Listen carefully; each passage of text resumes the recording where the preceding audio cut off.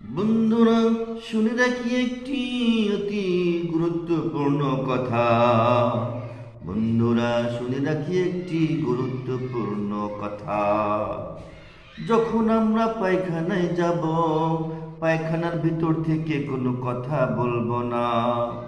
পায়খানার ভিতর থেকে কোনো কথা বলবো না। বাথরুম ওয়াশরুম থেকে কোনো কথা বলবো না।